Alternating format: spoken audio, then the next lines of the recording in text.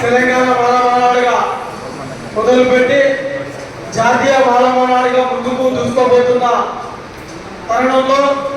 మన మీద పెను ప్రమాదంతో కేంద్ర రాష్ట్ర ప్రభుత్వాలు వివిధ రాజకీయ పార్టీలను ఏ రకంగా ఎదుర్కోవాలో ఢీకొట్టాలో దీనికి ఒక సమావేశం రూపకల్పన చేసిన రాష్ట్ర అధ్యక్షులు మరి రాష్ట్ర నాయకత్వం జాతీయ నాయకత్వానికి వివిధ జిల్లాలకు వెళ్ళి మండల కేంద్రాలకు వెళ్ళి డివిజన్లకు వెళ్ళి వచ్చేసిన మాల బిడ్డలకు ఉద్యమకారులందరికీ పాదాభివందనాలు తెలియజేస్తూ మనందరం ఈరోజు తెల్ల అంగీలు బట్టలు పాయింట్లు వేసుకొని మన భార్య పిల్లలతో సుఖ సంతోషంగా ఉంటున్నామంటే ఎవరు కారణమో మనందరికీ తెలుసు. బాబాసాహెబ్ అంబేద్కర్ లేకపోతే మన పరిస్థితులు ఎట్లున్నాయో, మన జాతి ఎట్లుండో, మనం ఎట్లుండో, దేశం ఎట్లుండో మనకు కనబడిన పరిస్థితుల్లో కూడా మన అమ్మాయిల కుటుంబా లేదా కూడా తెలియని పరిస్థితులు ఉంటాయి. కానీ బాబాసాహెబ్ అంబేద్కర్ ఏం చెప్పిండు? బాబాసాహెబ్ అంబేద్కర్ వాళ్ళ భార్య పిల్లలు వదిలిపెట్టి